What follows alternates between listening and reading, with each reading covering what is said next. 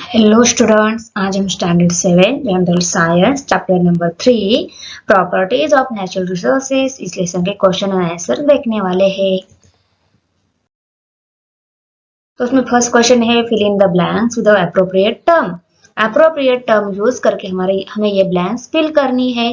तो first question है the capacity of air to hold moisture depend on the dot dot of the air. तो इसका answer है density. Second है water does not have a dot dot but has definite dot dot and dot dot। तो क्या है, water को shape नहीं होता, मास एंड वॉल्यूम होता है। ओके। सी है while freezing the dot dot of water is lowered। Freezing होने के बाद वाटर का क्या लोअर हो जाता है, तो डेंसिटी। डी है the dot dot soil has pH 7। कौन सी सॉइल का पीएच 7 रहता है, न्यूट्रल सॉइल का।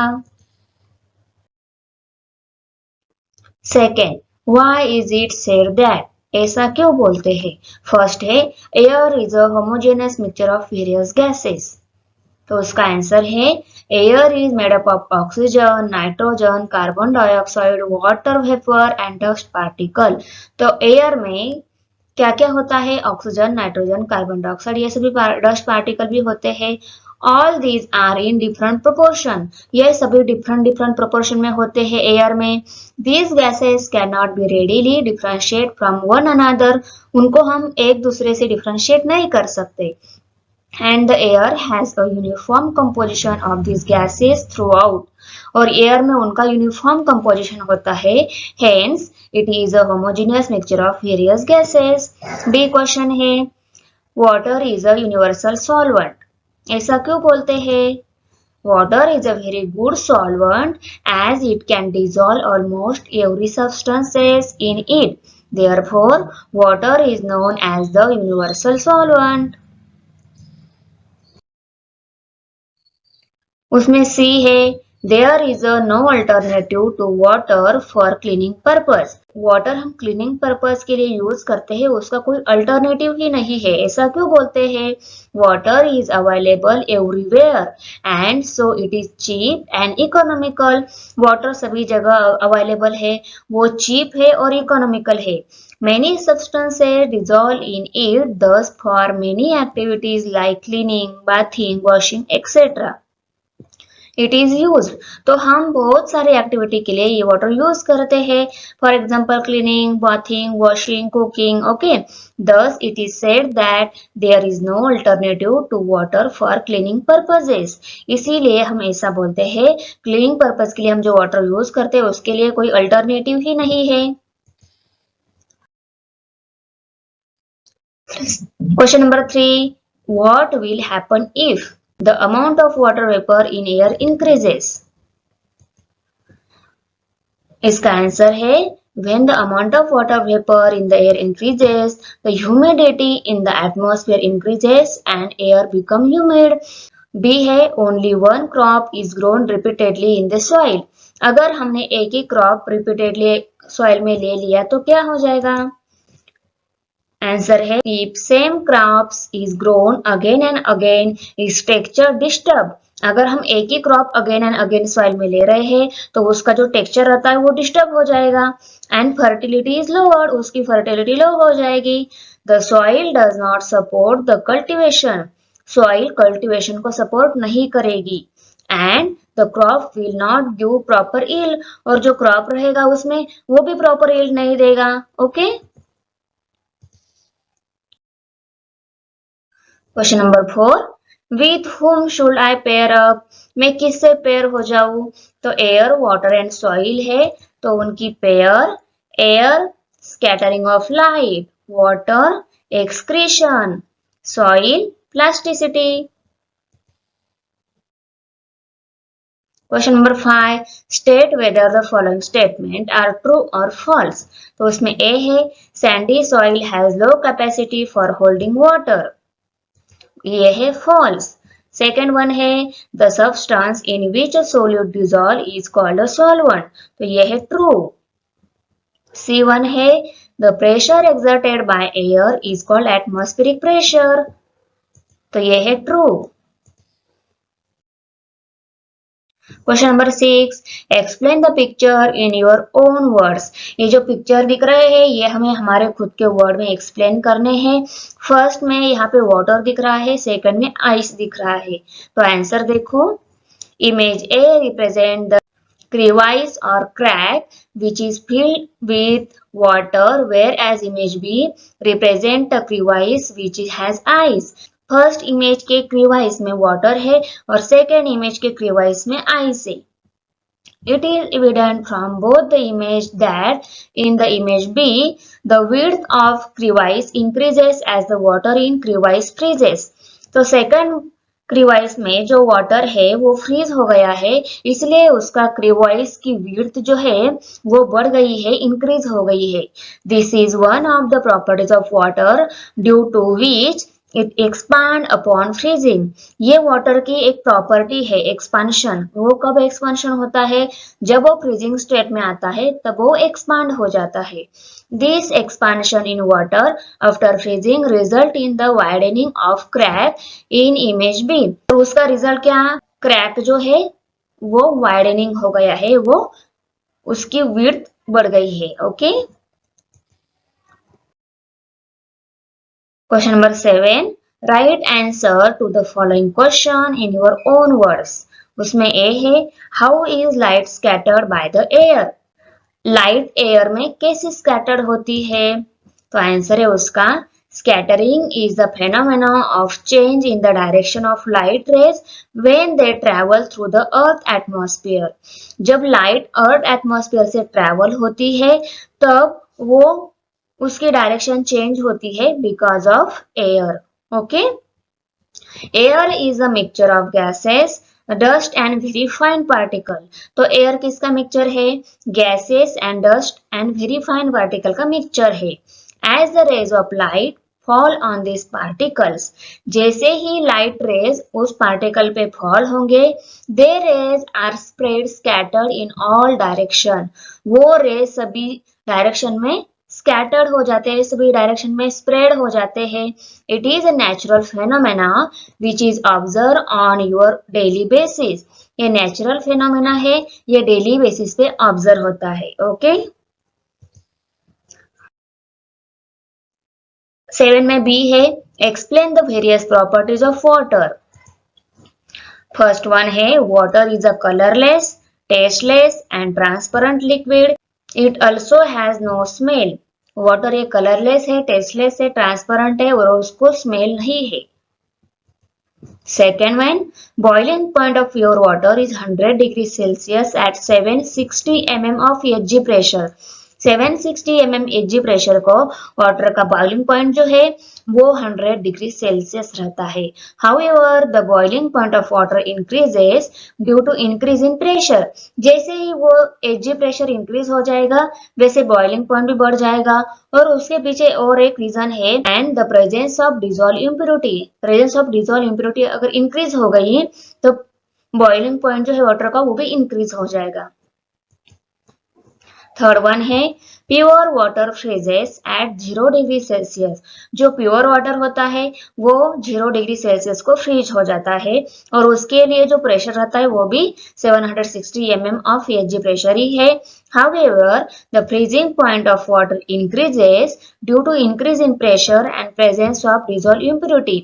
जैसे ही हम प्रेशर इंक्रीज करेंगे, हम 760 mm Hg जो प्रेशर है अगर उसको इंक्रीज कर दिया तो वाटर का जो फ्रीजिंग पॉइंट है वो डिक्रीज हो जाएगा और उसमें अगर इम्प्योरिटी भी है तब भी वो क्या हो जाएगा, उसका फ्रीजिंग पॉइंट डिक्रीज हो जाएगा। फोर्थ वन है, water is neither acidic nor basic, it is neutral. Water ये एसिडिक भी नहीं रहता, बेसिक भी नहीं रहता, ये न्यूट्रल रहता है। Water is a bad conductor of heat and electricity. Water ये हीट एंड इलेक्ट्रिसिटी का बैड कंडक्टर है। सिक्स्थ वन है, water is an universal solvent as it can dissolve many substances in it.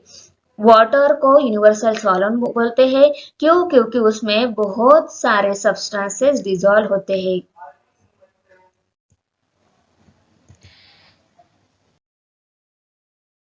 Question number 7 में सी है, Why is the density of sea water more than that of the rain water? Rain water के compare में सी water जो है उसकी density high है, मोर है, ऐसा क्यों? तो उसका आंसर है sea water has more density than the rain water because it contains salt ions. Okay, उसमें साल्ट आयन होते हैं, उसकी वजह से उसकी डेंसिटी हाई होती है। These salt ions makes the sea water heavier. वो salt ion sea water heavier कर देते हैं, which means the mass of the water increases. उसका water का जो mass है वो increase हो जाता है due to the presence of salt ion. Salt ion के presence की वजह से mass जो है water का, salt water का वो increase हो जाता है. From the relation density is equal to mass upon volume. Density and mass का उसका जो relation है वो डायरेक्टली प्रोपोर्शन है। डेंसिटी बढ़ती है तो मास भी बढ़ जाता है। ओके, मास बढ़ता है तो डेंसिटी भी बढ़ जाती है। We can say that mass of an object increases is density also increases. उसका मास इंक्रीज हो गया तो डेंसिटी भी उसके साथ साथ इंक्रीज हो जाती है। 7 में डी है what is the importance of good soil structure. उसका आंसर है good soil structure result in good fertility of soil. Good soil structure soil की फर्टिलिटी गुड रखती है। When the soil is of good quality, the roots get sufficient supply of oxygen. अगर soil की quality good है तो root को sufficient oxygen मिल जाता है। In such a soil the water drainage is good. और उस कंडीशन में वाटर ड्रेनेज गुड होता है। The plants grow well in such soil. और ऐसी टाइप की सॉइल में यानी कि गुड स्ट्रक्चर सॉइल में प्लांट अच्छे से ग्रो होते हैं। 7 में ई है what are the various use of soil. Soil के यूजेस क्या क्या है? उसका आंसर है यूज ऑफ सॉइल, उसमें फर्स्ट है plants conservation to help plant grow. Plant grow होने में सॉइल हेल्प करती है। सेकेंड है water conservation, soil holds water. Soil जो है वाटर होल्ड करके रखती है। As a result by means of burns and lakes we can get water for the throughout the year. Plasticity, soil can be given any required shape. This property of soil is called plasticity. और soil की जो plasticity ये जो property है उसकी वजह से हम सॉइल को शेप दे सकते हैं। उस प्रॉपर्टी को प्लास्टिसिटी ऐसा बोलते हैं। Due to plasticity we can use it to make article of various shapes. और प्लास्टिसिटी इस प्रॉपर्टी की वजह से हम सॉइल को डिफरेंट डिफरेंट शेप देकर उनके आर्टिकल्स बना सकते हैं। 7 में एफ है What is the need and importance of soil testing from the point of view farmer? Farmer के पॉइंट ऑफ व्यू से सॉइल टेस्टिंग का क्या इंपॉर्टेंस है? तो उसका आंसर है first soil testing is done to find out quality of the soil. Soil testing अगर हमने की तो सॉइल की क्वालिटी हमें फाइंड आउट हो सकती है। सेकेंड है it helps to know about the good quality of soil and it shortcoming. Okay, उसके शॉर्ट कमिंग हमें मालूम हो जाएंगे और उसकी क्वालिटी भी हमें मालूम हो जाएगी। Soil testing also help to find out the color, texture, content and organic matter in the soil. और तो soil testing की हेल्प से हमें soil का कलर भी समझ में आ जाएगा, टेक्सचर भी समझ में आ जाएगा, कंटेंट, ऑर्गेनिक मैटर कौन से उसमें वो भी समझ में आ जाएगा। फोर्थ वन है the basic objects of the soil testing programs is to give one farmer a service leading to better and more economic use of fertilizers and better soil management particle for increasing agriculture production. G है What is the importance of air in transmission of sound? Sound की transmission में air का क्या importance है? तो answer है air act as a medium for transmission of sound. Sound transmission में air medium act होती है। Okay, when a sound wave passes through air, the particle of air vibrates back and forth parallel to direction of sound wave. Okay, thus when the sound wave travel in horizontal direction, then particle of medium also vibrate back and forth in the horizontal direction. Sound cannot travel throughout the medium and thus we cannot listen to sound in space because of the absence of air. Air इस medium की वजह से हमें sound सुनाई देता है. अगर air नहीं है तो हमें साउंड सुनाई नहीं देगा. Okay, air is act as a medium in the transmission of sound. Okay, seventh one है why should a glass bottle completely filled with water never be kept in freezers. Glass bottle completely filled हमें कभी भी freezer में नहीं रखनी चाहिए. उसके पीछे क्या रीजन है? उसका आंसर है the glass bottle completely filled with water should not be kept in freezer because the bottle can break and result in damage. वो बॉटल ब्रेक हो सकती है, डैमेज हो सकती है.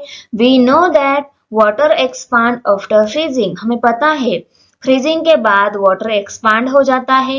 And if a completely water filled glass bottle is place in freezer the water would freeze and would expand result in the bottle to break.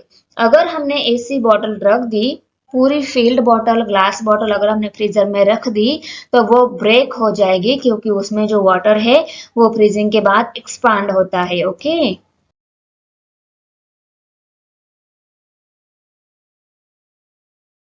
for watching video. If you like my video, subscribe my channel and press the bell icon.